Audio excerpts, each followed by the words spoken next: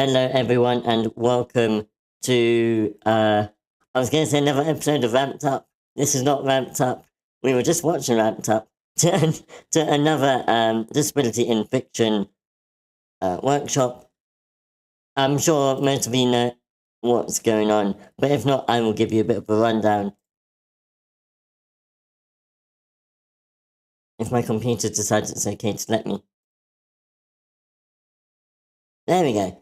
Disabilities are amongst the most misrepresented and misunderstood minorities of the media, which lead to real-world stereotypes and discrimination, which is why this workshop exists. We want to help stop that and, have better representation in the media. The way we do that is by workshopping disabled characters and storylines and giving feedback, essentially. We welcome all kinds of questions, so things can get quite heavy or quite personal sometimes.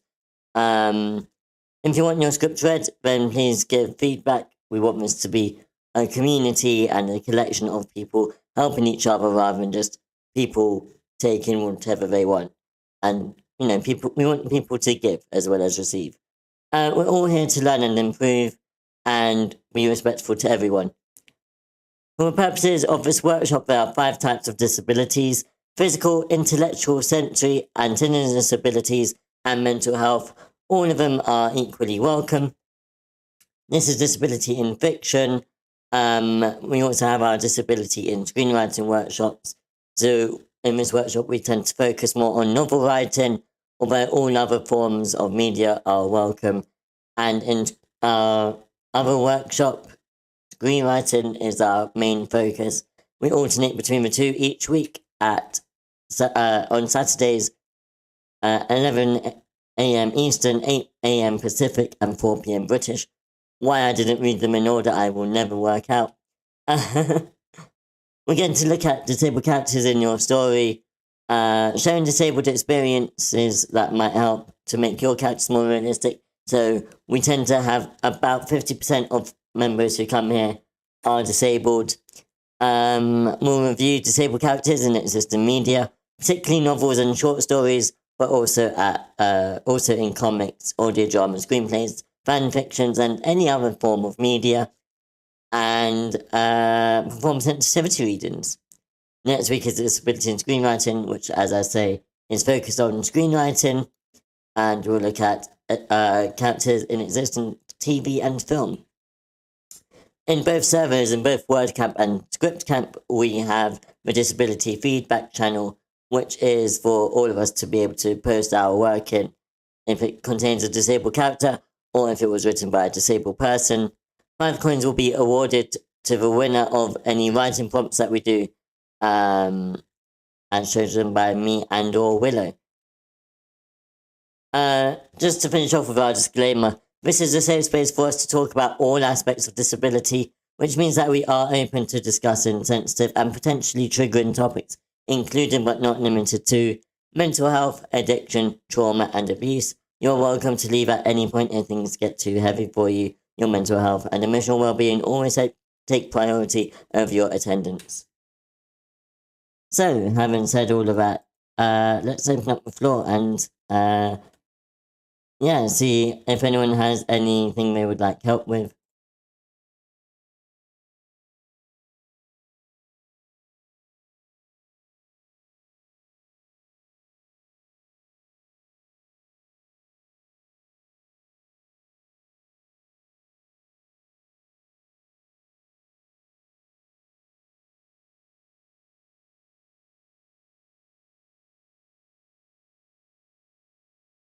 There's a couple of people typing in the chat.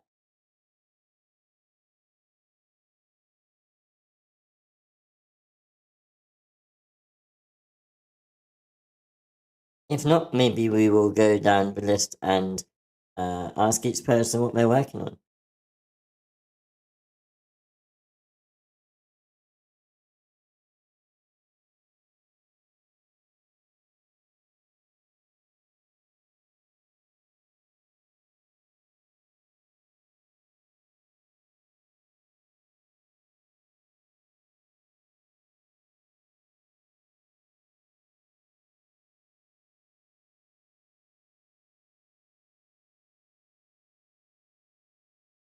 Grace says, I've been thinking of making a real world TV pilot as opposed to fantasy or goofy, realish world things. And we've got an autistic character. Cool. So I know that Gray writes a lot of animation and fantasy stuff. Gray leads the animation writers group on Mondays. Mondays in America. Early Tuesday morning for me, I think. And Gray would like to make their character pretty gender non-conforming. Animation group is Mondays at 6 PST. Okay. So yeah, go and join that if you're writing anything animation. Is there anything in particular that you'd like to help with your autistic character, or maybe a script or something like that?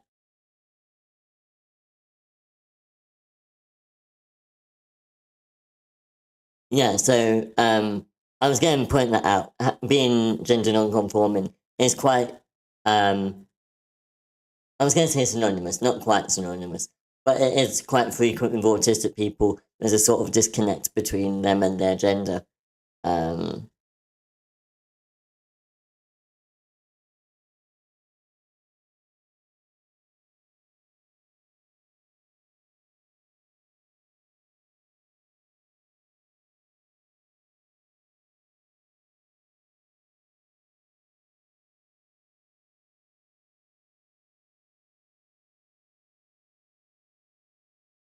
Shadow Striker, I think Gray was saying that it's more non-binary.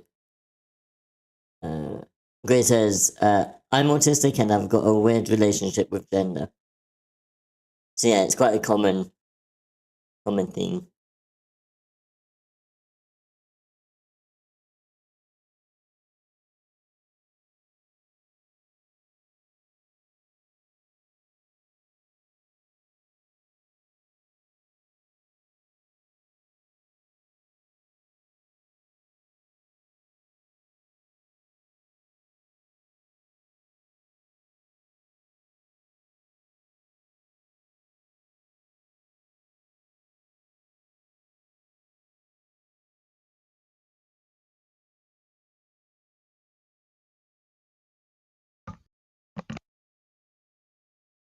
So Gray says she's still a girl, but she prefers androgynous. Can never say the word. Androgynous presentation. Okay.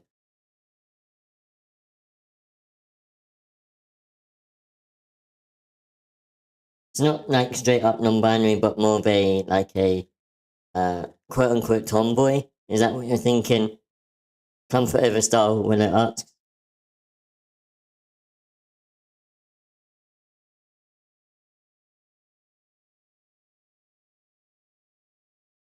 Okay, so yeah, any thoughts that people have on this? That is literally me. Autistic, weird relationship with gender, like straight up. If you ask me here and now, what's your gender? Like, what's my gender? I don't have an answer for that. My gender is yes. Probably there somewhere, but like when I find out, I'll let you know.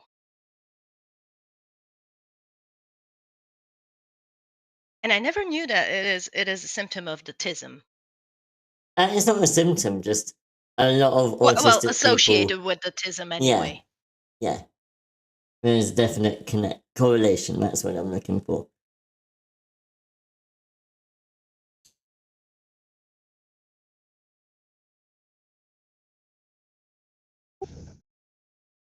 We have a brother that's kind of the opposite of what you're doing. He likes the femboy part of things. Is that an And autistic he's character as well? autistic.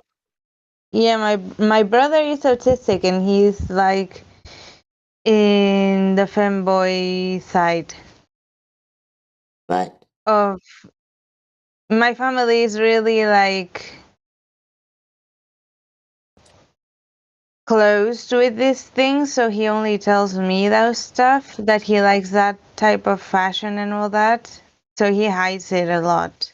But he's talked to me about how he feels about those things, so I kind of have a grasp on those stuff.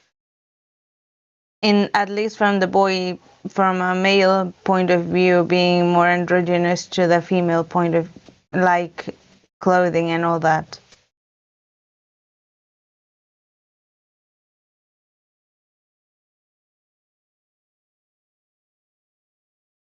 In the comments, there's a discussion about hair length specifically.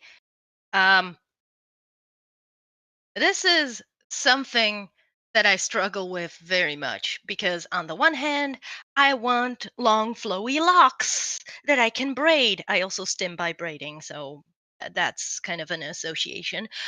But I also want a cute little short pixie haircut, and I can't have both. I literally cannot have both. I tried.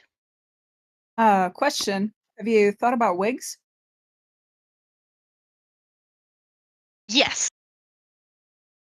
I have. But struggle I with don't that. know how to care for one. I get that. I'm the same way. I hate long hair in like the summer because it feels hot and heavy, but also, I don't care for the time or upkeep, some of those shorter hairstyles have.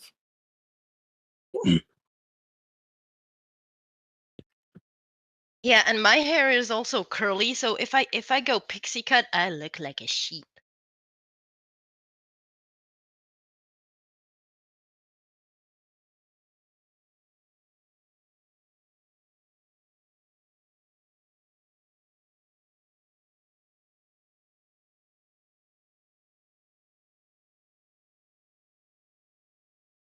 Sorry, we're going to move back to Gray's character. I feel like we forgot. We went a bit off topic. I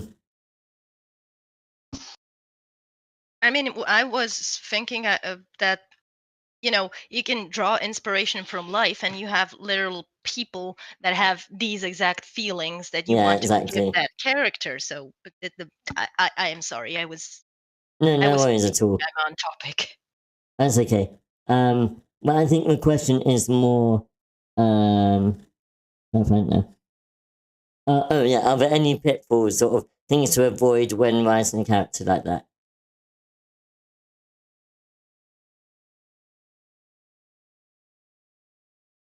They don't write it like I woke up on Monday and I was a girl. I woke up on Tuesday and I felt like short, and Hawaiian shirts. It's not like that. It's kind of different for everybody, but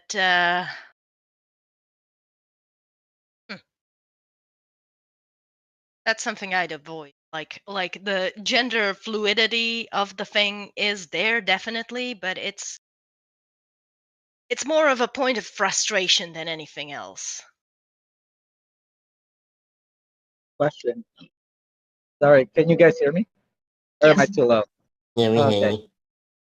Yeah, so I actually don't know too much about experience in that, like how it feels, I guess. Do you guys have any like books or anything that you guys like to reference other than, like obviously I could Wikipedia it or something, but preferably like a first-hand account or something. Because yeah, now that I think of it, I don't know what a gender fluid experience kind of feels like or looks like.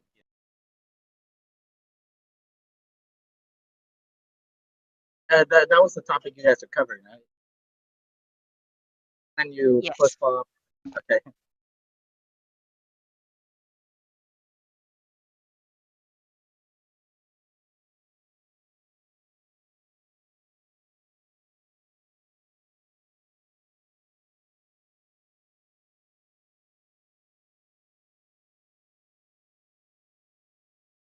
Okay, cool. Grace looking up something.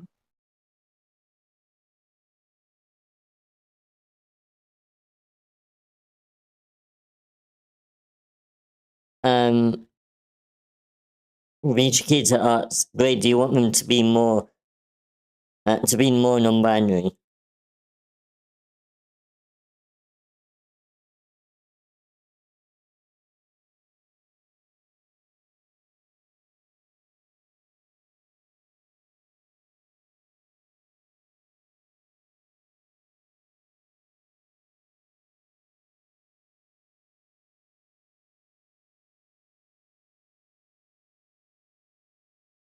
So more gender non-conforming. Can you explain a bit about what the difference is? Because I thought we were near enough the same thing.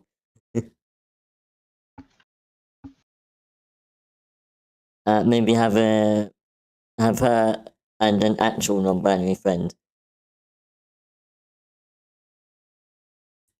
Okay, I don't I think thought it there's. was just. Sorry. I was going to say I thought it was just different labels. I didn't think there was an actual difference. I mean, there is and isn't. It's like when you say you're bisexual or pansexual. Different people feel different things about these specific two things, and it's like pick one for yourself kind of deal. At least for me, anyway. Yeah. And I with thought it was that too. non-binary versus gender non-conforming, I have the most autistic reason why I chose to be gender non-conforming over non-binary as a label for myself, and that's because I hate the color. That's my only reason. It's because you hate what? Sorry. The color yellow. Oh. And there's yellow in the non-binary flag, and the gender non-conforming is purple, green, and white. Oh, that's what that flag is. I couldn't remember what it meant.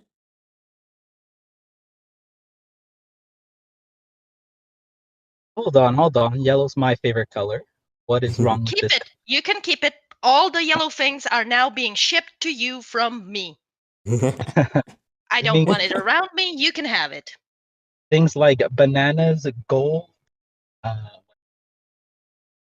Golden is a different color from yellow. The one in the background of your picture is the specific color that I don't like.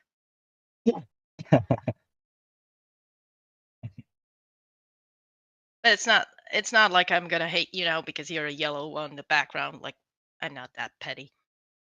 No. It's just adjusting.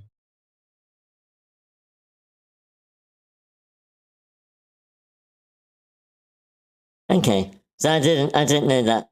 I don't know why I never thought that a femboy is like a GNC. It makes sense though. GNC. Gender non-conforming.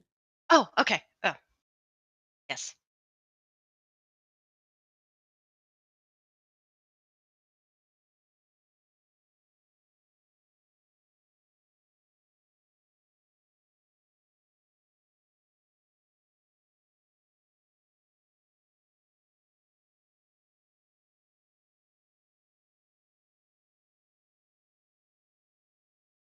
And if you guys are able to use like voice chat, because it's easier rather than reading out everything in the text chat.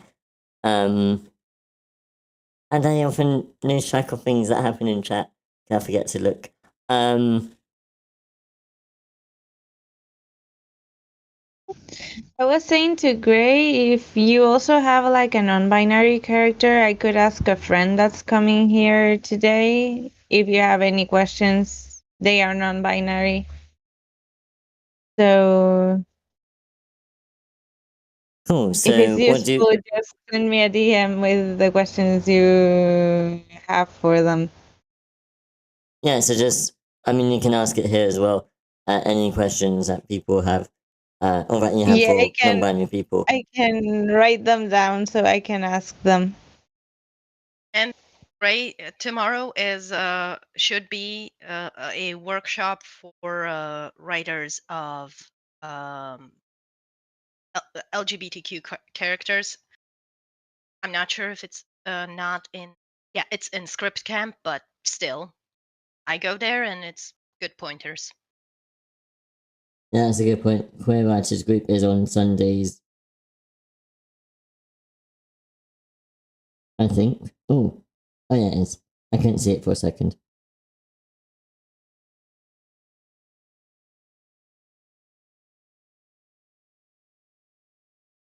And a very helpful non-binary person whose name or tag slips my mind because Christopher. No. Not Christopher. I think it's Lee. Oh, Lee. Okay. I've never actually been, so I don't know who leads it normally. Christopher leads it, but Lee is the non-binary person I was talking about. They are very open about their things, and you can ask them all the questions. Yeah, cool. Respectfully, but still. Yes. All right. Hopefully, some of that helped. Great. Oh, I'm going to read this comment. From Bitterbun. I don't know if this can help, but I personally think, however you want to be is valid. I am personally a very manly girl. I hate jewelry and makeup is complicated to me. But I love dresses the same way I love pants and overalls and suits. I also love a lot of quote manly stuff. Same way my fiance loves a lot of feminine stuff. And I still loved him as long as you are happy. Whatever you want to wear, act, hairstyle, colour, everything is valid. Cool. And now I see the bit that says you don't have to read it. Cool. Hopefully that helps, Gray. Let's open up the floor again to anyone who has any questions regarding disability. I feel that was a very queer thing rather than a disability thing, but that's okay. I don't mind.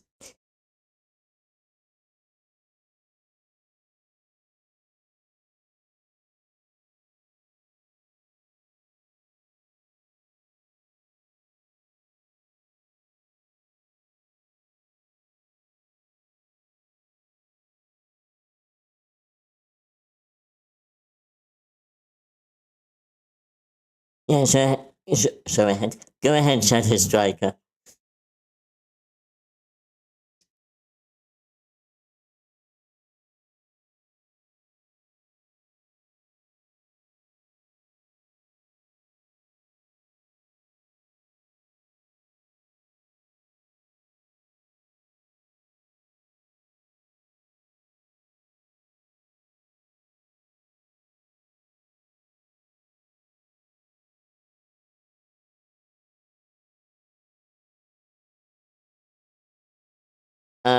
So Shadow Striker says, disability is obviously something you can struggle with all your life.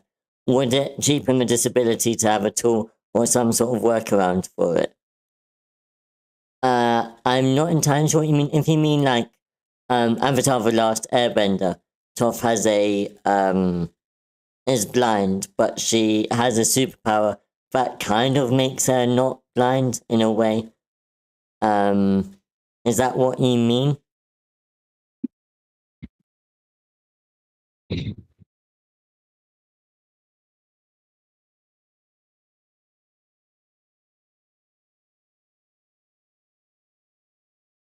Okay, so like a blind person with goggles that's like wirelessly sort of connected, and maybe in a sort of sci-fi or fantasy way, and allows them to see. Does it cheapen the representation? What do you think? Shall we, anyone's welcome to come in and give their opinions.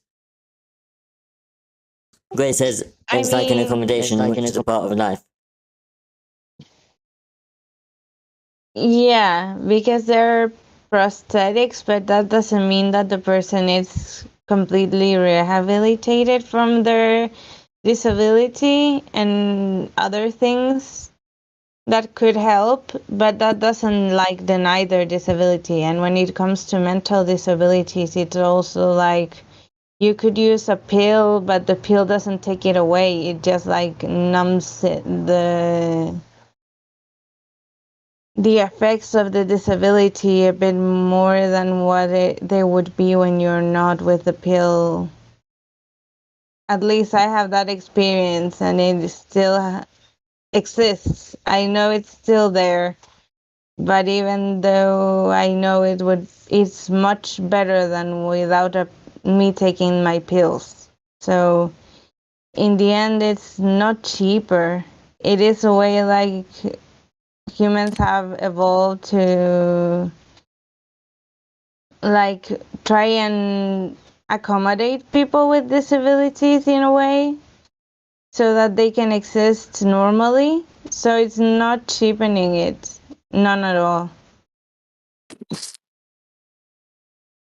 Thank you, Vichikisa. I think what I would say is it would depend on how much it does. So, for example, there's prosthetics that we use, but none of them are, what's the word I'm looking for? None of them are perfect. None of them completely make you not have a disability anymore, or completely remove the effects. Whereas this sounds like it's more of a some sort of sci-fi magical thing, which often will completely negate the disability. And I would say that that's probably negative. What do people think about that? Do you think that having a magical device that completely cures it or cures the effects is positive or negative representation? So it depends, and I'm going to go on this big old spiel here, warn you. It really depends on the device. In reality, people with disabilities use tons of tools, whatever tools they can get, but none of them negate their disability, and they all have disadvantages. So let's say if someone has difficulty with walking, they can use a wheelchair, but a wheelchair can't go upstairs. And is absolutely terrible in things like gravel and mud. So any kind of a device has difficulties. Take something like a hearing aid, which is great for helping the deaf hear. But a major disadvantage is a hearing aid can't necessarily detect what you want to hear. It can't filter out. So let's say if you're at a restaurant, rather than it just focusing on the group that you're in so you can better hear the group, it will make the voices of the surrounding tables all be the exact same voice as the people you are sitting with. So it's difficult to differentiate. And something you mentioned about the blindness, like a device. I believe so. Geordie LaForge in Star Trek: The Next Generation, it actually showed what he saw through his visor, and it didn't get rid of his blindness. He more or less saw things differently. Like he more saw maybe the electrical impulses of the people around him, or more of an aura of things. He did not actually have vision. So whatever device you have or you create, there should be inherent disadvantages that go with it. Okay, my spiel is done. May I? When the question was first posed, my first initial thought was to a Czech movie. We get new Christmas movies every year here, and this one in particular featured a princess, I think, or maybe she was just a girl, but she was mute. She couldn't speak, and the prince, that was the hero of the story, not only married her, but he also magicked her voice back, basically. And my problem with that story was that she was perfectly happy not speaking. Nobody asked her if she wants the ability to speak. He just swooped down like the frickin' hero of the hour and just snapped his fingers, bippity boppity, you can talk now. I mean, I get it that she can choose not to talk, but like, I feel like sometimes in these kinds of media, nobody asks the disabled person how their quality of life is and how they feel about being quote unquote cured. They just do it because they assume that the disabled guy is unhappy.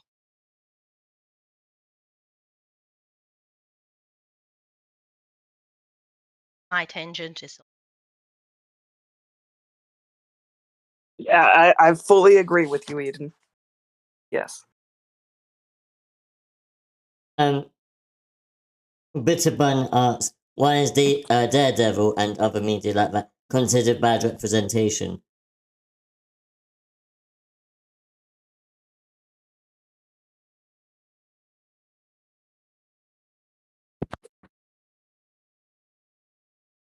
Oh, are you opening the floor, or are you Oh asking? yes, I was opening the floor, and it was just silent. I think we discussed this before, but I'll open it anyway.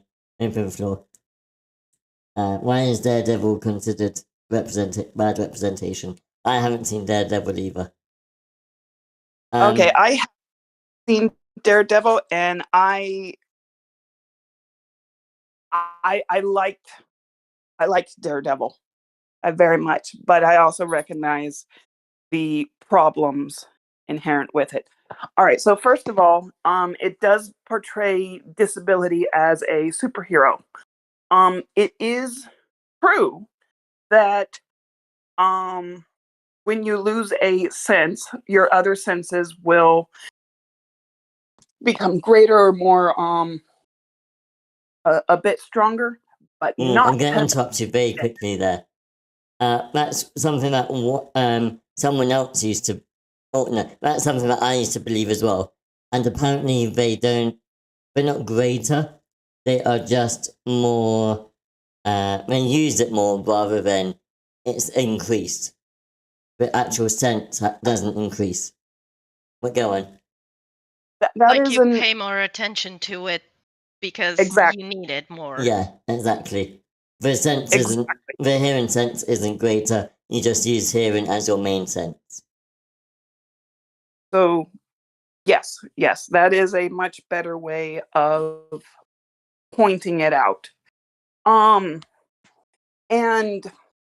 another of the issues is, well, hearing like that is not realistic. I do believe I have heard that the echolocation can be a real thing for blind people, but it is rare. But the point is, there's no way you could do it to be able to fight or to be able to that it negates the actual disability. There is absolutely nothing that negates the disability to, I don't know, someone finish my thoughts. There is no way to cancel disability by heightening one of the senses to the point where hearing becomes sight, is what you're trying to say. Yes. Okay. So, right, he can't see color or shape, but he can see shape. Because how does he know the difference between someone's hand and a knife to be able to swat it away or to dodge someone's kick or something? It does not portray a realistic experience of being blind. It is fantastical and it is fictional, and it has created, even though we know that this is fictional, even though we know it's just a superpower, blind people aren't really like this, it still kind of gets into our subconscious, and where we can't tell reality from fiction. So, as Joe pointed out, my wording was bad, and it is because of shows like that. The wording about enhanced senses that It is because of shows like that. It is ingrained in our psyche that now has to be unlearned.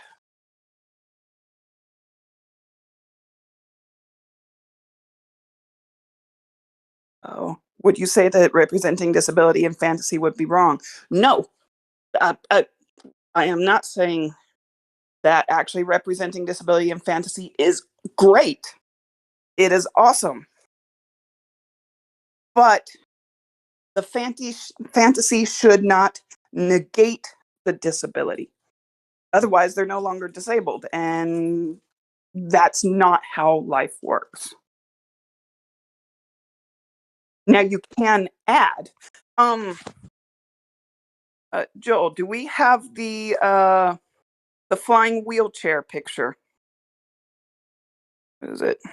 Oh, here it is. I found it. I found it.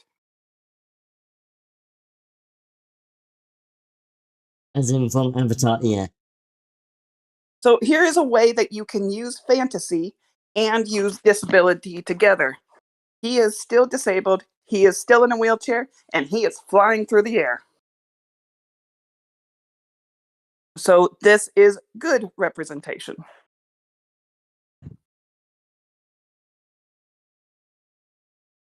Can I just run something by you, since some of you are actually disabled physically and I am not?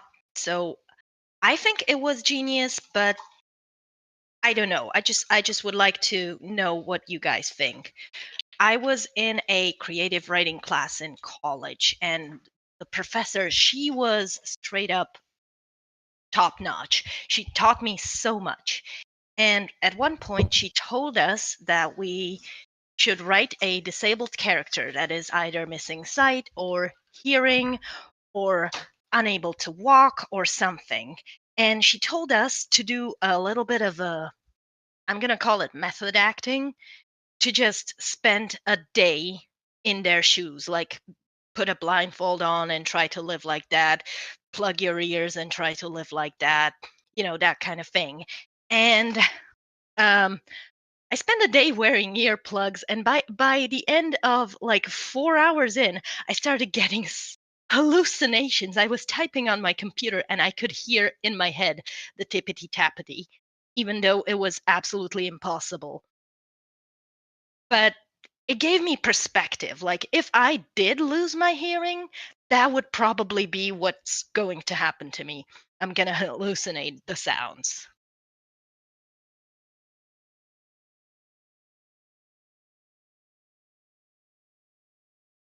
That's really interesting. I didn't know that. So I think that's a cool can technique to use. Go ahead, Mr. Bun. can I sorry. So I had a friend that her whole family was deaf. Like her mom, her dad, and two of her brothers and sisters were deaf. So her dad lost the hearing at the age of 7 because of ear infection. Meanwhile, the mom was born deaf. That therefore why some of her brothers and sisters were deaf as well. It was a genetic thing. But in the case of her father, she explained to me that he is capable of speaking some words or remembering the sounds of certain things because he heard them before he became disabled. So there are moments where he's capable of saying certain words or expressing certain things because he still remembers how to speak those kind of words, and he still remembers how those kind of things sound. However, the downside is that the few sounds that he remembers, that is going to be the sound that he associates with certain devices, whether or not they have that sound anymore. So, for example, when she explained it to me that he told her that when he hears, when he feels a telephone or a cell phone vibrating in his head. The cell phone sounds like if it was like an old phone from those that they were like they used to have in our parents or grandparents' house. They were connected with a wire, and we'll have like the typical old ringing from the phone.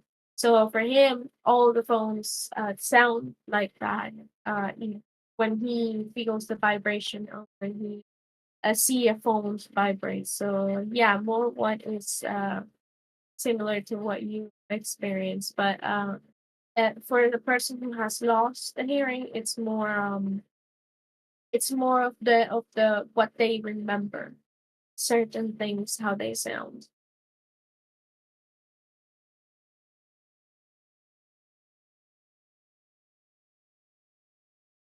Oh, thanks for sharing, Ritterban. I'm gonna go back in the chat because a few things were said. Grace says, in some show that I won't spoil for anyone, a minor but recurring character suffers a spinal injury and can no longer walk. Sometime later, about half a season, I think, his sister, a less minor character, uses dark magic to spend some of her life force to heal him. This is bad representation, isn't it? What do people think?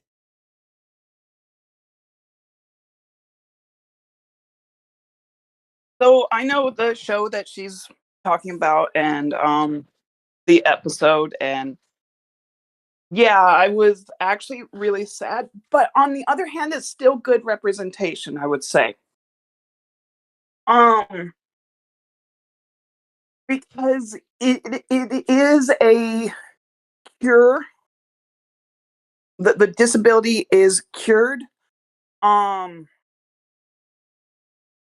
But something that is actually true to life is it's not always the let's say family members of disabled people can go to extreme lengths to try to quote unquote fix their loved ones.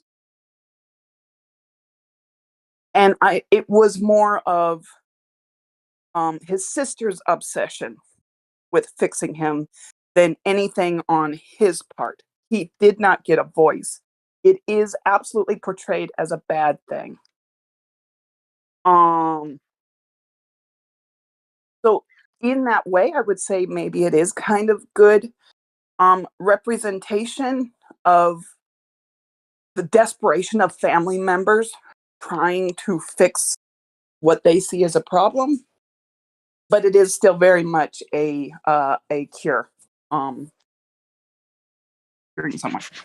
I think what Rainbow said before about like the thief girl who they didn't like the person who cured her didn't even ask what she wanted. I think that's something very uh like I said in the chat, you open my eyes because like that's like the most simple solution. Like just asking like the character whether they want or not to be cured. This kind of reminded me of um I don't know if you guys have seen Tinkerbell movie about the winged secret. That movie has a disabled character, which is a fairy who has lost his wing and is unable to fly. So he uses other methods like flying on an owl to be able to transport himself differently from. Yeah, I think that was great representation. But what like annoyed me at the end, it was that when Tinkerbell lost her wing into somewhat similar way to the other guy, like they just like kind of fix it out of nowhere without asking her or without even trying. It was just like, and then it like invalidated the whole experience and the whole character, the whole disabled character, which it kind of pissed me off, and it pissed me off when I learned that they removed from the script a part where the disabled character goes to Tinkerbell and he's like he tells her that he's going to teach her how to live with the disability, and then like suddenly gets cured. I guess at least they have a little bit of a decency by removing that part from the script. But yeah, I think the best way to approach like a magical cure to fantasy, it's by asking. I do have a similar question, but I don't know if I should make for the queer writers workshop. I'll go mute it. All right. Shadow Striker says, going back to Gray's character, that could be a difficulty. The struggle of a family member trying to help them to fit in, but actually harm them by pressuring them to conform to society's idea of femininity. I like that. I like that idea.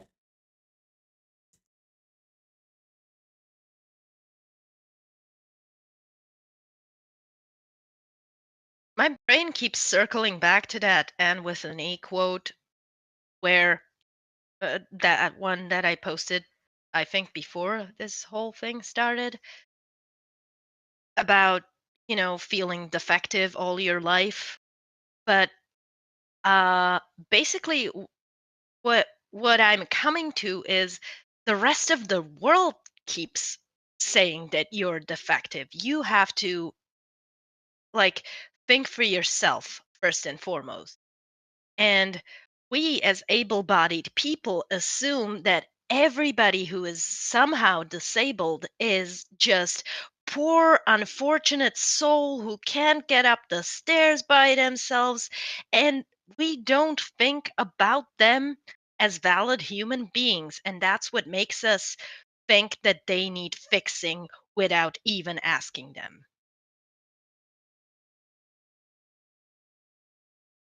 Yeah, that sucks. I hate that. And one thing I've learned, because I went to school for sight impaired kids, I wasn't sight impaired myself, but it was basically an integration mixed school for, yes, sight impaired and not sight impaired people.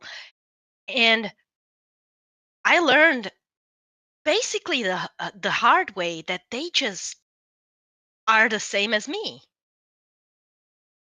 And having had that experience from an early age, I never even think of treating anyone differently just because they have something or another.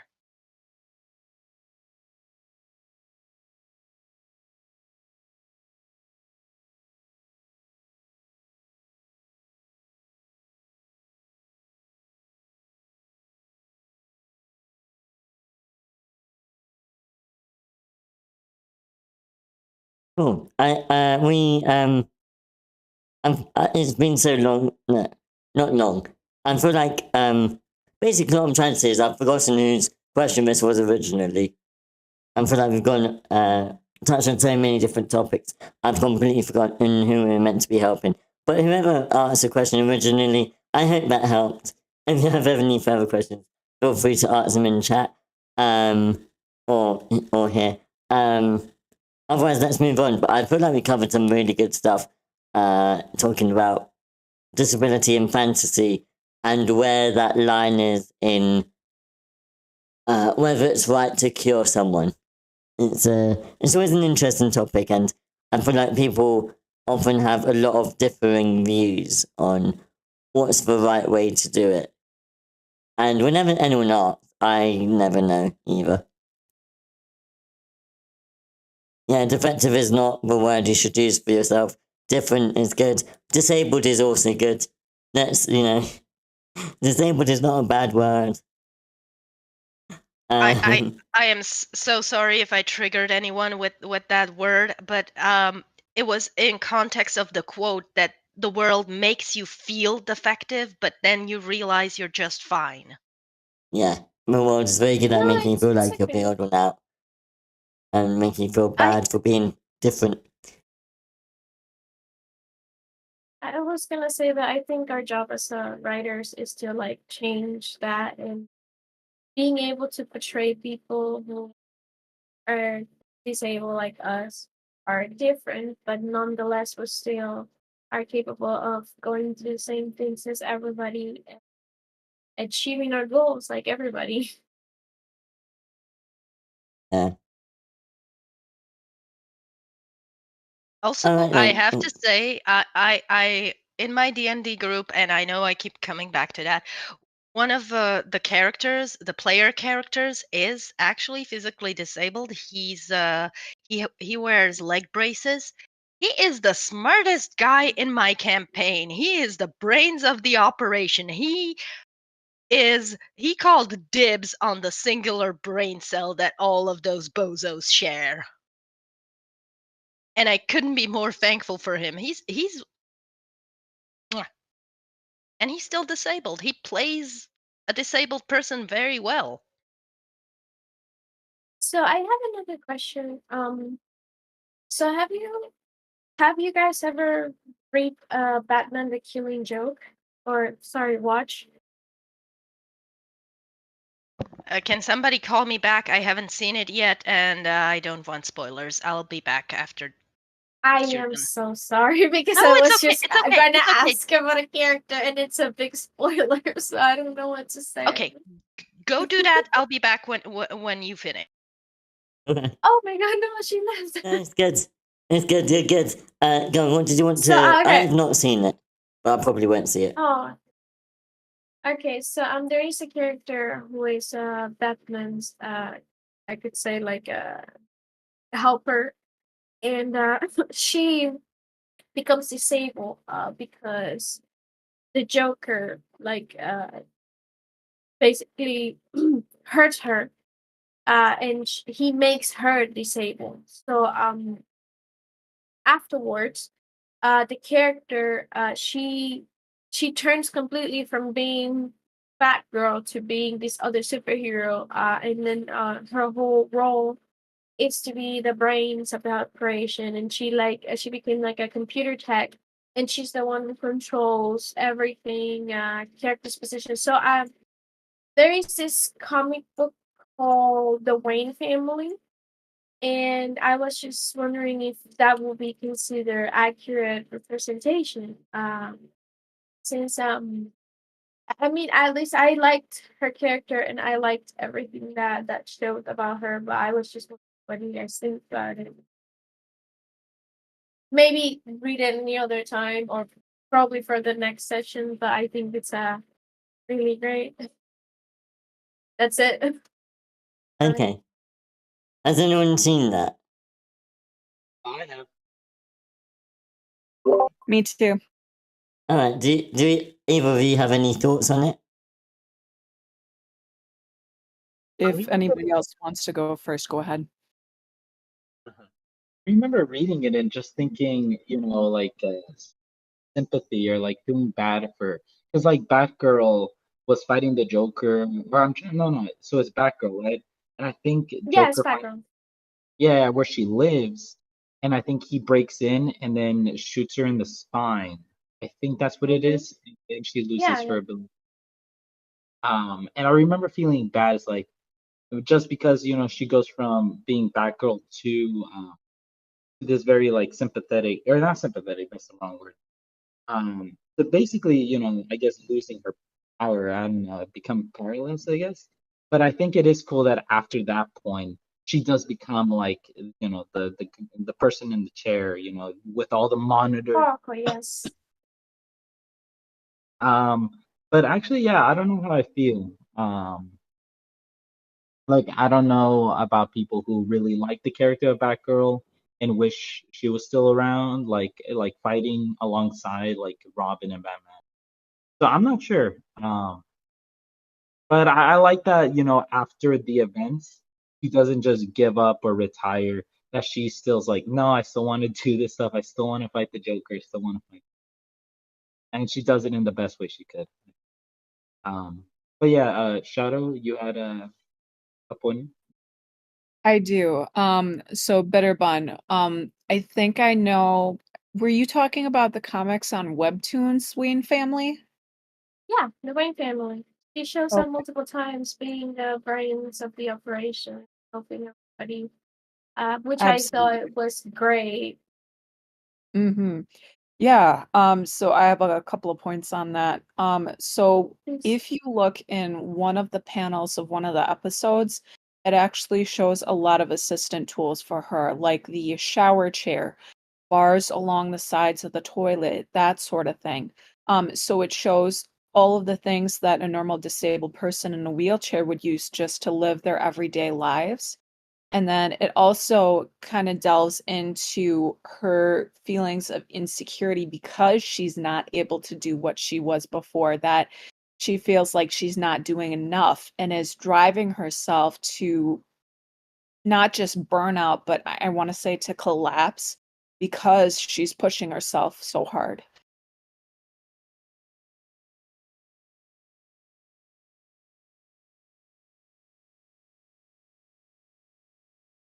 Well, thank you for pointing that out. I might just reread it and like catch those kind of things. That's actually pretty nice.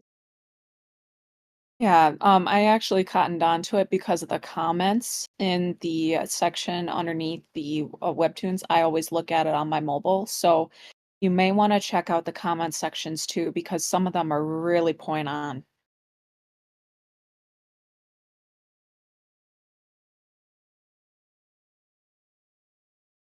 So, this is the first time where she's in. If anyone is interested to give a quick reading.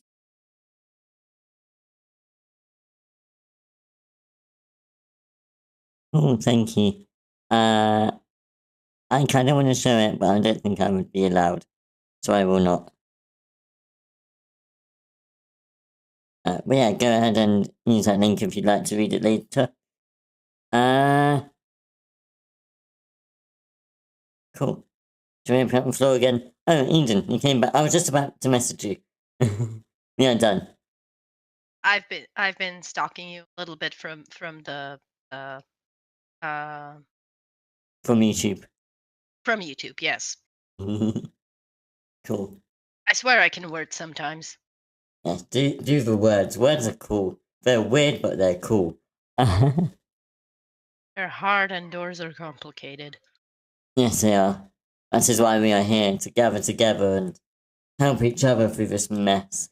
Let's open the floor again to any questions, comments, any reviews that you've seen with disabled characters, anything like that.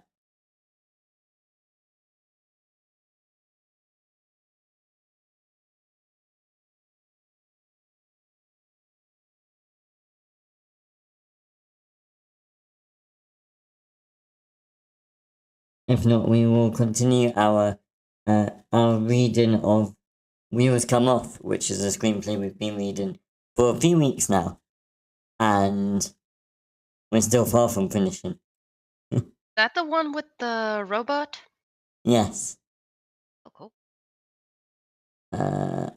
I forgot to make a note of where we left off last time, so good luck to me figuring it out.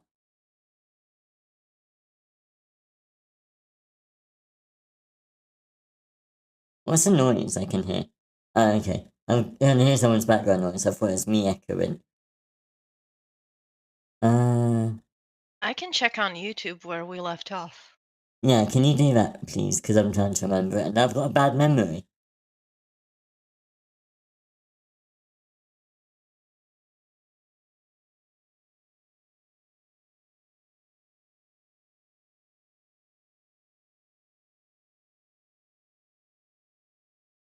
Uh,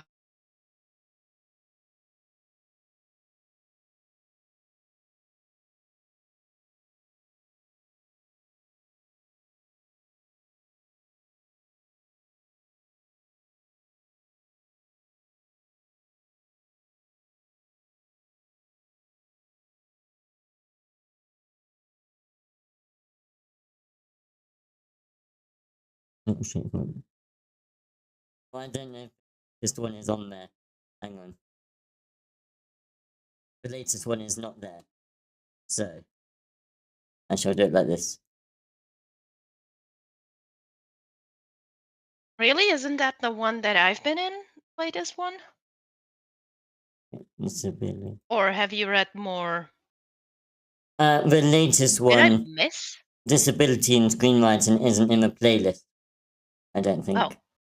Oh wait, did we read it in? We didn't read it last week, did we?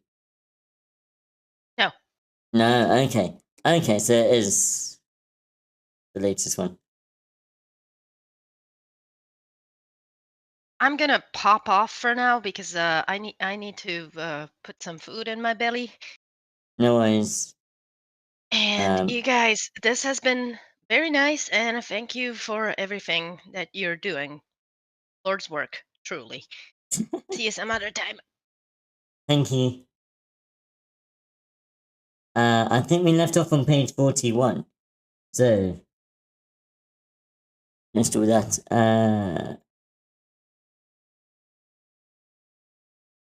Oh, that's not what I wanted.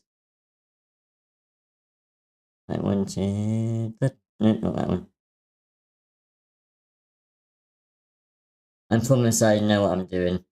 I might forget, but I do know what I'm doing.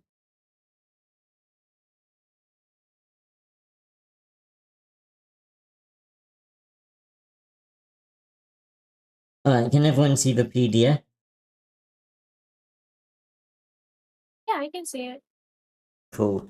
Anyone up for reading today? I can. I can as Cool. well.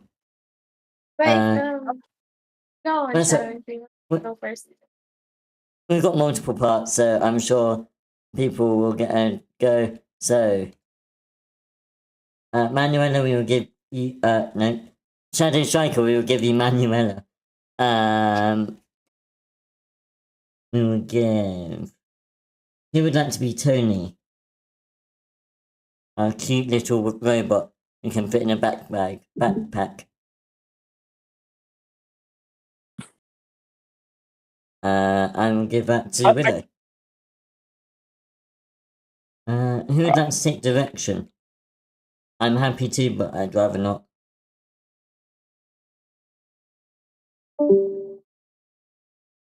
I can take that. And who's the other one? The other character is Carla. I can't remember her name. Carla, I shall give to...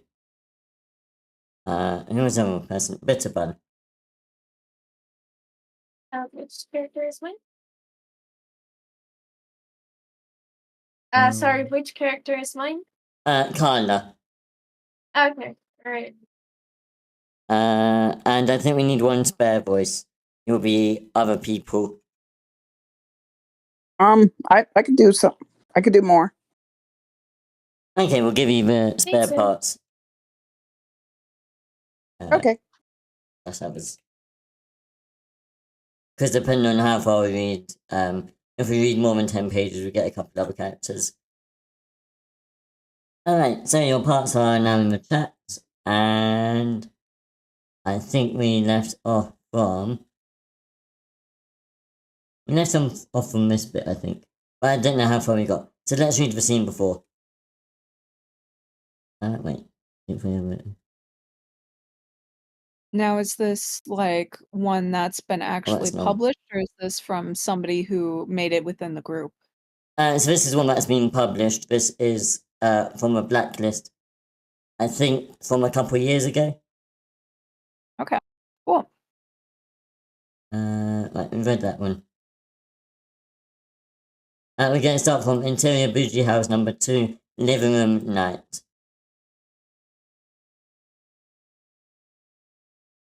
So, if everyone is ready, let's get started. Interior Bougie House number 2, Living Room Night. Manuela abruptly wakes up. She is panting, sweaty, and out of breath. She looks at Carla restlessly sleeping, and feels guilt for actually dozing off. Manuela extracts herself from Carla's embrace and taps Tony on the head, silently indicating he should follow her. Carla readjusts but doesn't wake up. Kitchen, continuous. Manuela unpacks her inventory, a quarter of a bottle of water, the bread, and the cans from the basement. Tony tinkers with every item, putting them in a perfect straight line. Manuela picks up the bread and analyzes it. Last of the bread. Are you sad? Last week you said it tasted like Satan's butthole. Is that not the case anymore? After a while, my taste buds developed satanic butthole blindness. Tony looks confused, trying to make sense of a statement. Do you need me to scan your tongue for an infection? Rolling her eyes. No, I can think it tastes like turds and still dislike the idea of not having any more. Feces are not nutritious. They actually contain dangerous bacteria and indigestible cellulose. You should not be eating feces, Ella. Or is Earth from Pluto? Tony pauses, scans his data core for a beat. That is not a straightforward answer. Planets in the solar system travel in elliptical orbits, meaning the distance between them is perpetually changing. At their furthest, when the two planets are on opposite sides of the sun, Pluto is approximately 4.67 billion miles from Earth. At their closest, they are only 2.66 billion miles apart. Right. So he put all of that useless info in your head, but also made you incapable of getting an analogy. Great work, Dad. I don't actually know what poop tastes like, numbnuts. Good. I was concerned. I did not think our rations were low enough that you needed to resort to that. That'll be soon. How's your battery? 42%. I have power for 12 hours and 6 minutes, Ella. I only have a small solar charger in my bag. I'll try to get full juice on it tomorrow, but you should run on battery saver mode until I can figure something else out. Battery saver mode activated. Limited functions available. Sorry, bud. I'll get you charged soon, okay? Okay, Ella. Thoughts about the gash on her head? It does not seem life-threatening, but it requires attention. Pull the map up. A holographic map materializes between them. Show me where we are. A blinking dot appears on the map.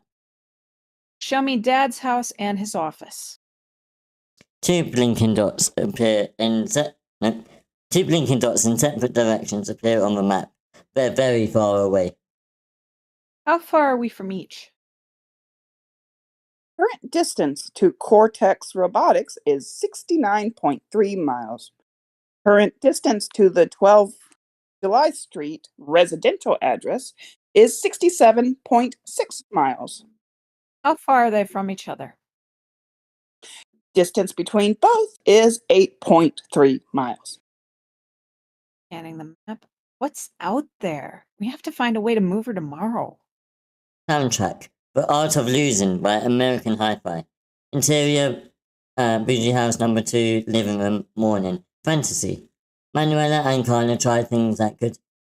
I've read this already. We've read this entire bit. I'm going to skip down a bit. I'm really sorry. Where were we? Listening stuff in your head. Okay, we're going to skip down a bit of a page. No worries. To that bit. Exterior street, day. Tony is excited not to be stuck in the bag. Carla looks annoyed. She is sharing tight quarters with him. The charger soaks up sun. What's first on the list? Exterior street, later. Water. They look for receptacles. She finds a broken computer chair with intact armrests, takes them, and puts them in the cart. What else? Interior, random house, kitchen, day. Cooking and eating utensils. They grab forks, spoons, and plates. Carla watches through a window from the yard. Manuela grabs a table with some sturdy wheels. She tips it over, removes the wheels, and takes them. Exterior apartment building day. Manuela pushes the cart to a hidden corner and throws a tarp over it, covering Carla and Tony. She runs inside. What's next? Interior apartment building afternoon. A change of clothes or two. Manuela grabs the best of what's there and leaves the rest. We also need stuff for your head. Manuela searches, digging for any medical supplies. My head is fine, Manny. Sure it is. Whoever lived here was into crafts. May have adhesives and other bits Manuela considers useful. She grabs it all. Exterior street, afternoon. All three are crammed into the tarp-covered cart. That's now sitting inconspicuously at the edge of an alley. They peek through a hole. Cars are parked far away. A limping Eric and Pussy drag a father and son, 15, out of the house. We're going to take a quick break, just while we assign these parts. Reach key to take son, please. Can we have... Who wants to take Eric?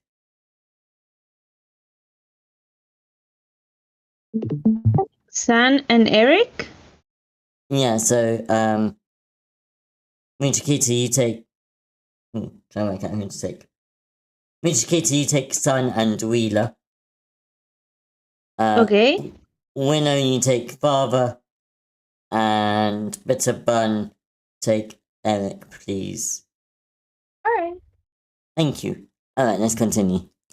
Exterior street afternoon. All three are crammed into... Yeah, but did I read that? I'm getting mad. I'm sorry. They peek through a hole. Cars are parked far away. A limping Eric and Posse drag a father 40 and son 15 out of the house. We're hungry and passing through. It was just there. We didn't know. I'm sorry. I'm sorry. It won't happen. Eric calmly Dad. whistles and hits the father over the head with his mace club. He hits him again and it cracks the man's skin open. He starts to bleed when almost instantly passes out. Dad. They throw the unconscious bleeding man in the car, then push his son after him. Manuela and the boy make eye contact. What you want to do with them? Put the old man on the truck. Parade him around for a bit, then take him to the morgue. He'll decide if it'll cost him one or both hands. Take the boy to Hillsborough. They need bodies for patrol and supply runs. Wheeler grunts, nods, and jumps into the car with the father and son. Eric gets into his car alone. Angle. Eric looks down at his missing fingers. Long beat. Chop a few fingers off first, so he don't forget what thieving gets ya. The boy becomes visibly panicked. Manuela tries to stand. Carla pulls her down, stopping her. Exterior street, sunset. Manuela pushes a cart down the street. They're both quiet, but obviously upset by what happened. We could have helped. Yeah, the two of us, world-class fighters, taking on 5 guys. That won't go dandy. I could have helped them. We didn't make it this far by butting into shit that has nothing to do with us. Manuela huffs. They walk past a mini-mart. Manuela pushes Carla to the side of the building. Hey, where are? Manuela unceremoniously throws the tarp over the cart, and Carla's head then moves towards the door. We need something to start a fire. Be careful. Manuela walks away without responding. Interior mini-mart, sunset. It's pillaged, but she has a trick after years of scavenging. She lies on the floor at the top of the aisles, and looks under each row. It never fails. Her haul? 2 lighters, gum, 2 sardine cans, instant mashed potatoes, pens, and a handful of band-aids. Her eyes light up at the penultimate shelf. She runs towards the end of the aisle and dives to the ground and stretches her arm as far as it will go. She struggles, then finally grabs it. A notebook. She's ecstatic, then opens it. It's infested with silverfish. They're reading the pages. She throws it and storms out. Exterior, mini-mart, sunset. Manuela has moved the tarp aside and looks around, keeping watch for wheelers. Manuela exits the mart, looking sullen. Nothing? Manuela holds up the lighters. She flicks one alive. People never look under the shelves. The flame is almost immediately extinguished by a fat drop of water. Manuela looks up and another drop hits her face. Then the sky opens up. Manuela rushes to the cart and runs off. Exterior, abandoned house, night. Rain pours down. Carla and Tony sit under the tarp. Manuela, now soaked to the bone, pushes them into a rundown house. Once the cart is inside, Manuela grabs a handful of the receptacles they've collected, runs to the backyard and lines them up. She leaves them to fill up before she darts inside. Carla begins to dry Tony off. Tony makes a happy whir. Don't get used to it, Optimus. Interior, abandoned house, later. Rain falls. The fireplace is lit. Manuela rips books to keep it alive. A mattress was pushed near the fire. Carla lies on it. Manuela hears one of the wheeler cars with speakers bolted to the roof approaching. Her and Tony jump to finish blocking the windows and stop any light from seeping through. Exterior, street, night. The wheeler driver holds a microphone and speaks. Wheeler, can you take that, please?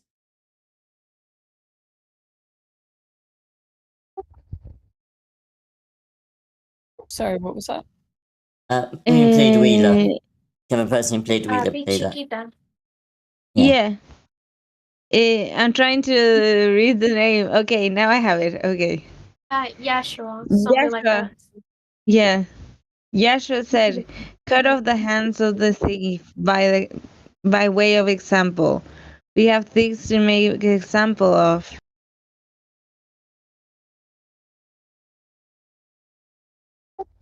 We are looking for the thieves called Sarah Foltz. Interior, abandoned house, as before. Manuela throws a final blanket over the living room window and returns to her spot by the fire. This thief called Benjamin Rossum, the pair of mother and daughter thieves. The mother is in a wheelchair. The thief with the missing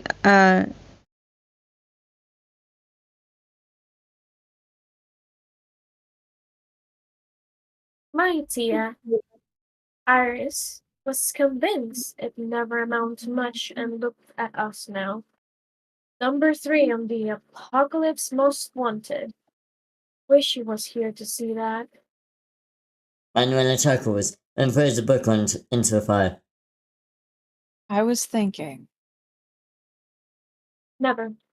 Not one fucking time has the phrase, I was thinking, followed by pause being a good thing with you. Are you gonna let me talk without cutting me off? Depends on how reckless it is. I was thinking we could go to Dad. He's No, between the office and the house. He's bound to have everything we need.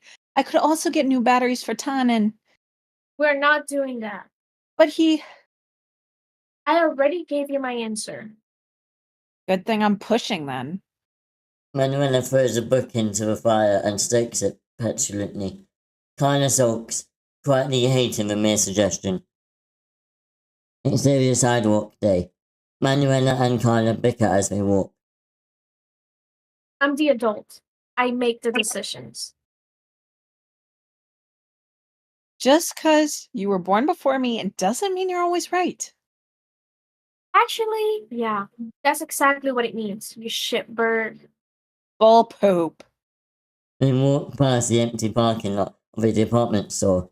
Manuela turns into the parking lot. going? There might be good stuff in there. No. We agreed we're going to check the neighborhood down that way. Did anyone say anything? Stop being a huge brat. Tony, do you hear something? Carla is saying she would prefer it if we went to the neighborhood 0.21 miles south instead. What Cyborg said. Why do I even try with you?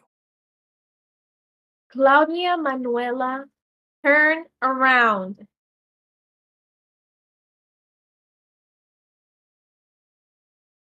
Kind of bangs the sides of the car in protest, clearly frustrated that she has no control in where she's taken. You know, I hate it when you full name me. Turn this fucking thing around. Manuela?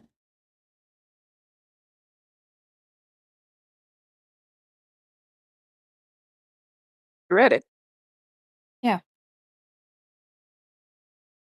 I think we're Who's in the name interior. Manuela? Department store. Yeah. Can you guys still hear me? Yep. Yep. We can hear you. It's just we're at the interior department store now. Yeah. Do you hear Joe? Oh, sorry, I don't know what happened. I said everything suddenly went quiet. I don't know what happened. Where are we? In the interior department store. Okay, sorry. My the speaker's cut off completely. Okay. Interior department store day. Manuela wonders I was alone. Most of it is useless, but she grabs assorted bits. A screwdriver, sponges, and hair ties. She finds 2 notebooks and is thrilled. The excitement is short-lived. Someone is approaching. Manuela digs into her pocket for the knife and holds it firmly while crouching behind a shelf. They move closer, closer, even closer. She tenses up. They're on the other side of the shelf now. Whoever was playing man, can you take that, please? Hi? Or was it Manila? Sorry, I got a little bit lost. Ari. Harry? Manuela peeks from behind the shelf and sees Andrew Medler. 30, white, has Down syndrome, the friendliest and warmest ball of pure sunshine, looking down and waiting for an answer. He's lost. Manuela waits for just a second before she stands. She hides the knife behind her back just in case. Hey. Waves and smiles. Hi. You don't need to read the parentheticals, so you don't need to read this bit. You just read the dialogue. Okay. What are you doing here? I'm Andrew. What's your name? Manuela, are you here alone? No. I'm with my friends. Where are your friends? I lost them. Do you need help finding them? Yes, please. Okay, let's get you back with them. They walk. Kearney, 19, deaf, has a calming presence to her, taps Andrew's shoulder. Andrew hugs her.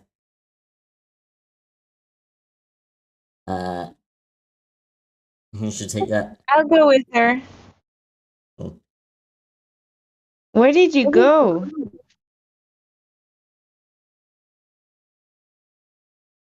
Lost. This is my friend Manuela. She helped me find you. This is Court. She's deaf, but can read your lips. Hi, my mom is waiting for me, so I have to go, but... With no warning, Manuela's feet are swiped. She falls on her back, and her knife goes flying out of her hand. She grunts when she slams onto the ground. The end of the cane that was used to knock her down is forcefully pressed on her neck. Who the hell are you? Manuela looks up to find Zach's guard. Mid-20s, has mild cerebral palsy and walks with a cane. Also happens to be the most handsome guy in any room, fiercely staring down at her. Tell him. Let's see. Does anyone is anyone else here wanting to read? Dan, are you able to read? I'll take somebody else. Okay, I just want to see if anyone else can read, just to try and even it out a bit for us.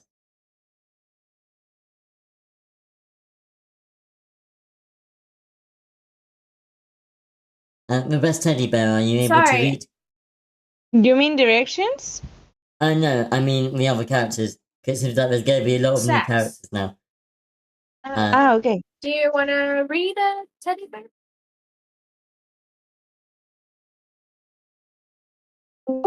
I don't think so. Alright, that's fine. Oh, hi, Amanda. Are you up for reading?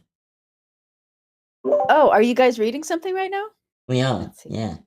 You're just and starting? we've just got a load of new characters coming.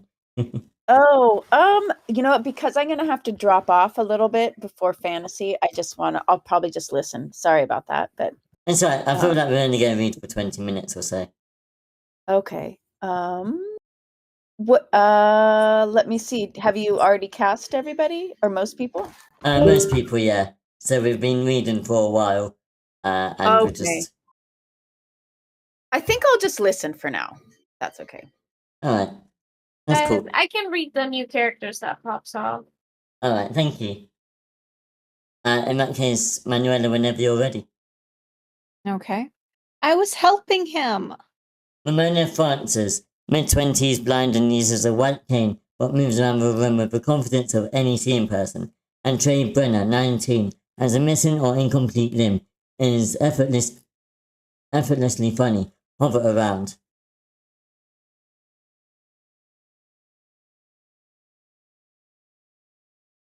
He's a friend. Zax turns without taking the cane off Manuela's neck. You can't wander off like that, pal. Ari is going crazy. As if on cue, Ari Medler, 18, talks fast, feels deep, fully open to the world, turns a corner and runs to hug Andrew. I'm going to tie you to my hand if you keep doing this. Ari breaks free from the hug and Manuela is able to properly look at her. Time both stops and speeds up at the same time. Soundtrack. Things I'll Never Say by Avril Lavigne. I said that wrong. The interior department store day. Fantasy. Over the top live flashes. All happening inside the store. Manuela and Ari's first date in the liquor aisle. Manuela and Ari's first kiss in the romance book section. Manuela proposing to Ari on the jewelry aisle. A frozen aisle wedding. Carla walks Manuela down the aisle. Manuela and Carla have their mother-daughter dance. Her first apartment, aka the French's showcase section. Manuela and Ari with one baby. Manuela and Ari with two babies. I'm sorry. Oh my god. The kids' school is in the supplies aisle. Carla teaches. Manuela as middle-aged woman. Manuela and her family have a funeral for Carla. Manuela and Ari as old women. The kids, Ari and Andrew, holding a funeral for Manuela. Andrew... Oh no, sorry, that's not me.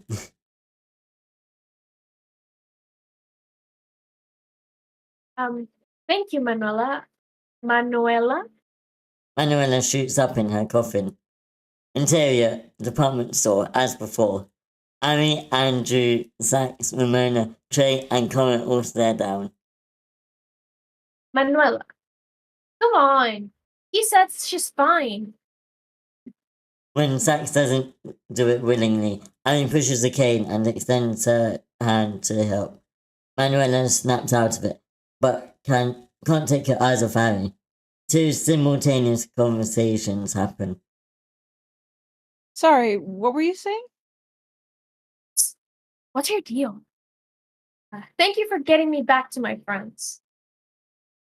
Ari, it's on her Medusa shit again, enchanting everyone who lays eyes on her. Oh yeah, no problem. Totally. I should get going. Connor extends a knife. Manuela takes it and turns. thanks. Really. Most folk who left him or worse, hurt him. No sweat. It was nothing. I just walked with him for a few aisles. Still, means a lot. Manuela smiles and nods and then turns again. Are you alone? I'm with my mom. I should get back. It's not much, but if you guys need a place to crash tonight, you can stay with us. Sax, no. Order some food. I think we can spare a meal. Definitely no. As a thank you, he's a bit of an ass, but Sax has mastered the art of canned beans. Let me tell you, it's great. He has. It's his secret talent. Sax yanks Ari aside for an inaudible but clearly heated conversation. They're exchanging firm words. His secret is to burn them to ash the way no one can complain about the metal's taste. Thanks, though. Are you sure? Yeah. Manuela walks away but thinks, stops, and pivots. Actually, do you guys have any med supplies? My mom, she got hurt. Exterior, department store loading dock day. Manuela removes the top, Carla lies on some cushions in the main storage part of a car, bickering with Tony. She looks up to find Manuela and 6 strangers staring down at her. Explain? I met them inside. They have alcohol and bandages at their camp and they're letting us have some. That won't be necessary. Thank you. What? Can you just give us a second? Sure. Ari pulls everyone away, giving Manuela and Carla privacy. They are strangers. They're harmless. The group has their own conversation. It's inaudible, but Sax is obviously mirroring all of Carla's talking points. We're not going to wherever with people we never met. They're not going to hurt us. Besides, that thing, it needs cleaning. They're offering some of their med supplies. We're going. I thought you wanted to go to the Anthony's. Oh, now you want to go to Dad's? Shit idea, but better than going with who knows who. We're going to Dad's anyway. This is just a necessary detour. Manuela. Carla, they're giving us a place to crash and food too. We are not passing that up. We don't need their stuff. We have food and we can find a place. Fudge. It can't just always be us. Being around other people besides you and this piece of junk for a night would be nice. Tony looks down and scans himself for any damage he may have missed. Nothing. He's confused. He is not junk. No junk detected. Doesn't always have to be your way. Manuela storms off in a huff. Ari and the group watch her. Exterior department store day. Manuela angrily cries and kicks a can. Andrew pushes a cart.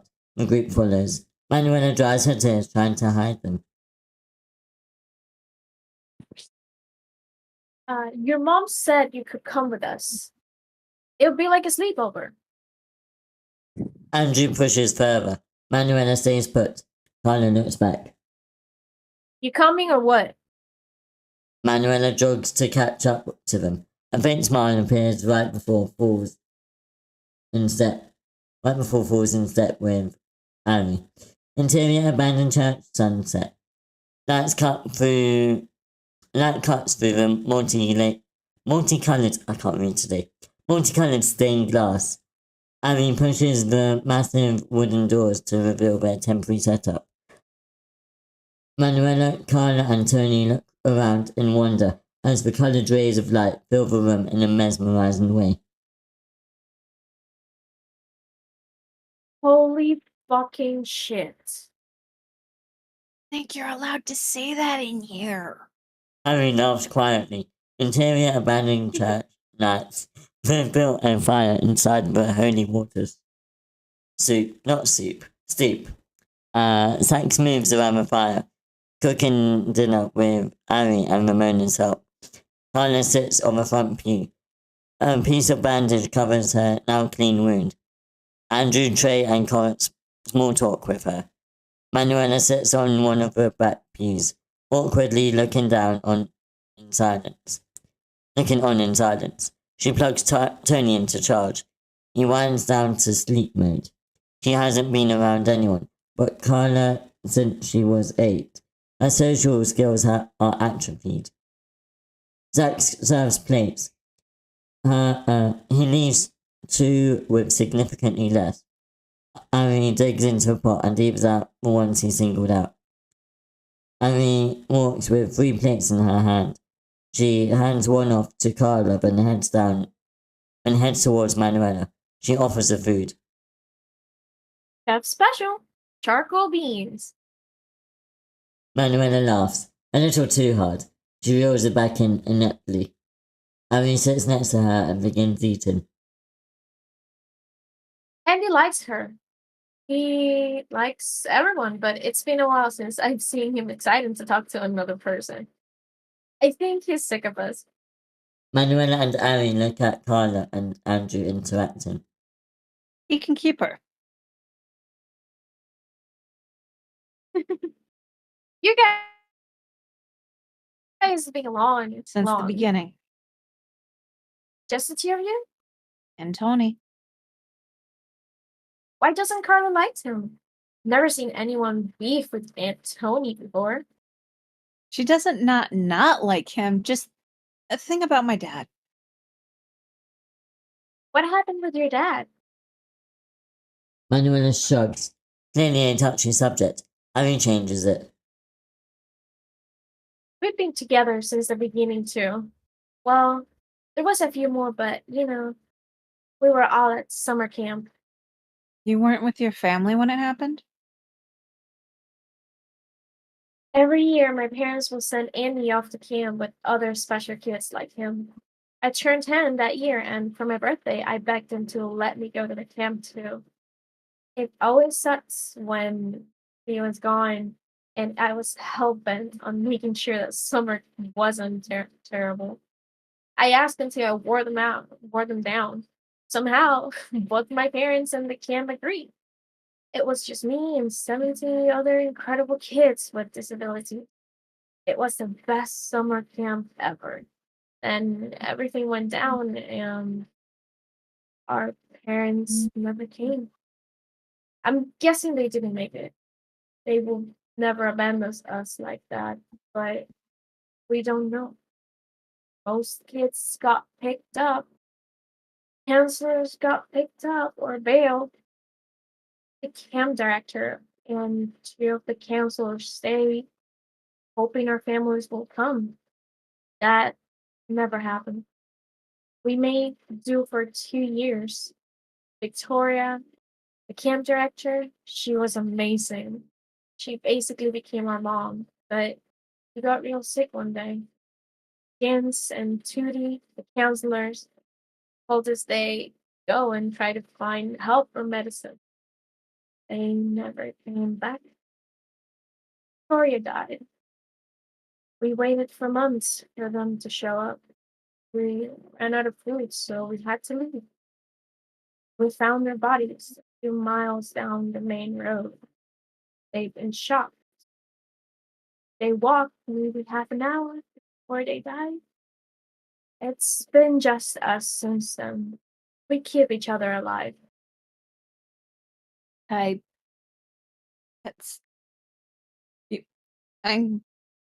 so sorry. It's okay. It's been a long time. It has.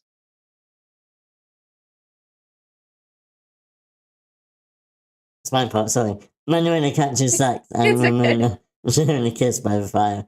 She blushes, embarrassed that she intruded on their moment.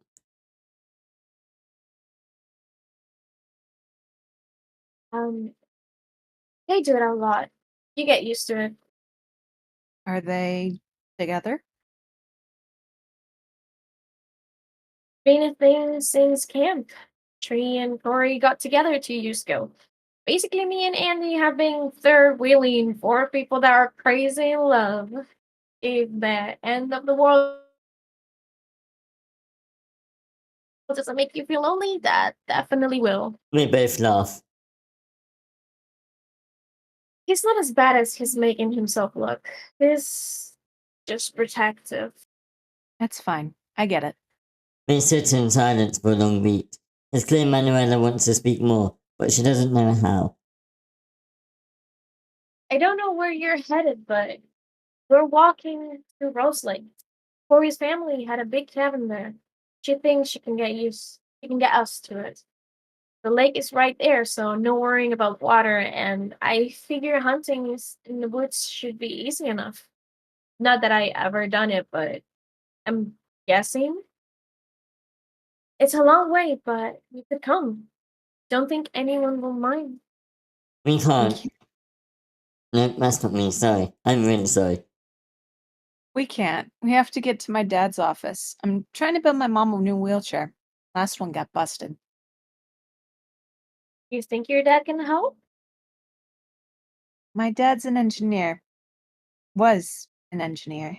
I don't know. Haven't seen him since everything happened either. We waited for him to come too. For weeks. We waited. Never did. Our neighborhood got bad and we had to leave. I don't know how she got us out of there. I was only 8. Couldn't even look over the chair to push it properly. I had to stand on the tipping levers and get momentum like you do with the skateboard, or Tony I pulled by the front rigging. Anyway, my dad, he built robots. He's the one who built Tony. That's why my mom... Yeah. If anyone has all the stuff I need to make a new wheelchair, it's him. And She loves side of it.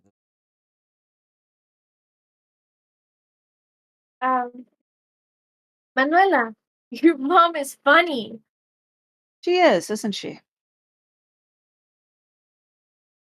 Yes, she said you have music. Some. We didn't have time to copy much at all. Just part of one of my grandma's high school playlists. Been listening to the same 37 songs for 8 years. Doesn't have much diversity, but they don't suck. Play some music. We haven't heard music in a long time. Really?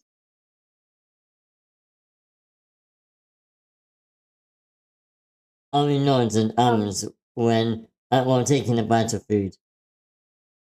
I can't solve many problems, but I can solve that one. Tony, speaker mode and shuffle grandma's playlist. Soundtrack. The Agaro Bajande by Gilberto Santa Rosa. Andrew, Zach, Ramona, and Trey jump to their feet and start to dance. Ari, Manuela, and Carla watch and smile.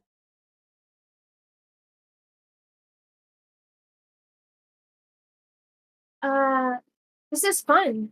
What is it? Salsa. My mom's mom was Dominican. That's cool. Do you speak Spanish?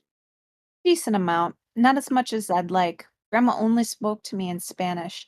She was teaching me more, but we never saw her after all that happened either. We went to her house once we had to leave our place. We hung around for days waiting to see if she'd come back, but nothing. I've tried to hold on to most of what she taught me. I don't speak anything but English.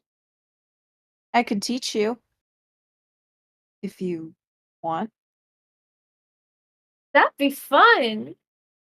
Maybe you could come to late after you do what you need to do down here. Maybe. I can talk to my mom about it. Andrew walks up to the girls and forces them to dance. They don't resist. Carla watches Manuela from a pew while also vibing to the music. No one has a care in the world tonight. Interior abandoned church night.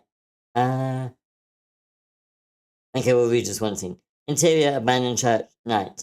Everyone is scattered, sleeping in separate pews. Manuela and a sleeping Carla are in the same row. Tony charges in the corner. Manuela stares at the light pouring through the glass.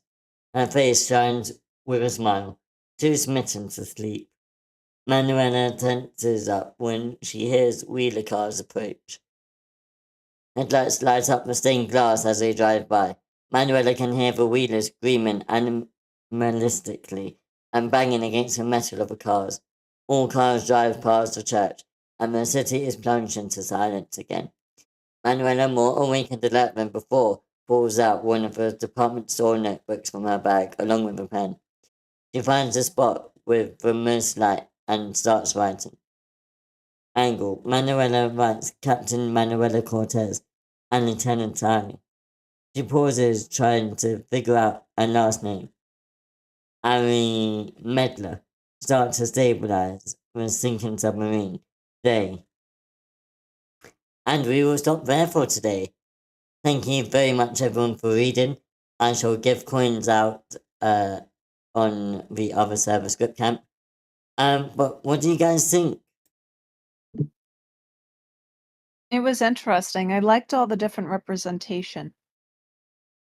Yeah, I was meant to read this before we read it today, but that was a really pleasant surprise. And all the different kinds of disabilities as well.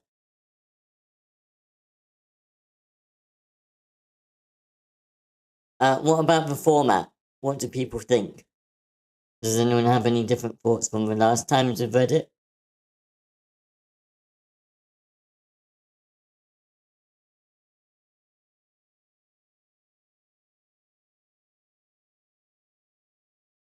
I think it's like I'm enjoying the characters, but I'm still not understanding like so far. I guess this is the second time that I have been here to read this, and I don't see them having any goals. It just feels like they're going from place to place, meeting lots of other characters. This has been the most interesting one with all of these different characters, and we're actually getting a bit more depth. I like that. But it doesn't feel like they are doing anything. I don't understand anything more about this world. Yeah. Probably because we're seeing it like in midway, but I didn't saw like I saw a lot of description of like what the main characters were doing and a lot of description of the places they were, but I didn't really see like any description about the characters like going through or living with their disability, you know, aside from the each character sorry aside from the deep character who was talking sign language, and it's probably just a little mention that her mom was having a little bit of issue with the wheelchair. But yeah, that's it.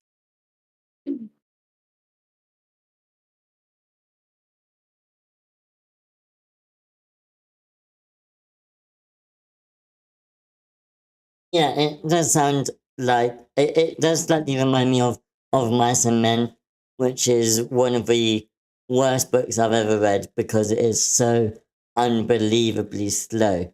But it did have a sudden end. So I think this might be a bit of a story like that. It is slightly quicker than of Mice and Men. And it is better because like I think this is the best section we've read because suddenly we're meeting more people and we've got a bit more conflict. We had let's go up a bit. I don't remember which character it was because we suddenly had 6 characters all come in at once. I feel like it'd be quite hard to keep track of everyone now if everyone's going to be there throughout the whole story. But try and find a bit I want. Sax. It says it's inaudible, but Sax is obviously mirroring all of Kyla's talking points. So it seems like there's going to be a bit of tension and conflict between Sax and the rest of the group, who doesn't seem to want Carla and Manuela there. And I feel like that might come up a bit later. Lenny, yes, that is one of the characters in Of Mice and Men. But yeah, it's picked up speed, and now I want to know what happens. Yeah, I wish all these characters had met earlier. I want to spend more time with them, and I don't really, they're not really like individuals. I do find it, I don't know, interesting or not in a good way, more of that each of them have a very different disability that is completely unique from the others, like rather than having like two blind people who got together or something like that. This peculiar. Anyway, I want to spend more time with them and get to know them as individuals. Yeah, Yeah. I thought that the beginning was a little bit slow. Like we got these moments, like when they were cutting the hands of the thief. That was like I guess it was okay, but like the rest felt extremely slow. Um, I think they could have cut the part like an entire page, just cutting the part where the mom fell on somewhere and she got like trapped and she went to look for something and then she opened the trap and then it just kept going. Like I feel that didn't add anything up. Like it could be as easy as to just like I don't know, the chair it's already half broken, it's not functioning, so like she fell and she broke her head and that isn't enough excuse for her to approach this group of strangers, you know? Like we have too much time, just like the mom and the girl like fighting each other or like contradicting each other, which I guess is okay. It builds how the relationship is, but I think um we already like throughout the first interaction they both have, we already got a grasp of what their relationship is, and I think it will be the relationship will be even more um they will they will be better explored. Meanwhile, they are with this group, you know? It's like she's with a group, she's becoming more free, and then she has this issue with her mother that is increasing because she doesn't like this group or she doesn't like to be with the strangers, whatever. Um, and it's also sad that now we get to not get these characters probably because it is told that they're going to go to the office and then like who knows when they're going to get back together. So like I don't know. I got something. So, looking at the dialogue and the reactions of people, I liked how there was obviously the interpersonal relationships and that sort of thing. The beginning did start really slow, but you can obviously see where Dax and the mom, Carla, are coming from. They're trying to keep the entire group safe. So naturally, they would be suspicious of other people, and that's what's driving their action.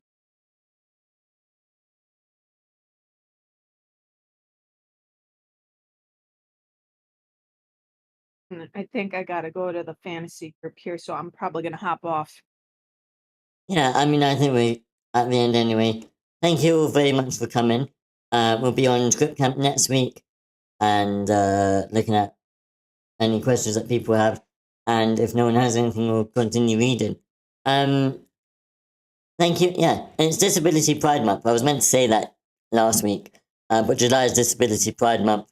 And so maybe we will have discussions relating to that. But yeah, thank you all very much for coming. Have a wonderful week, and we'll see you next time.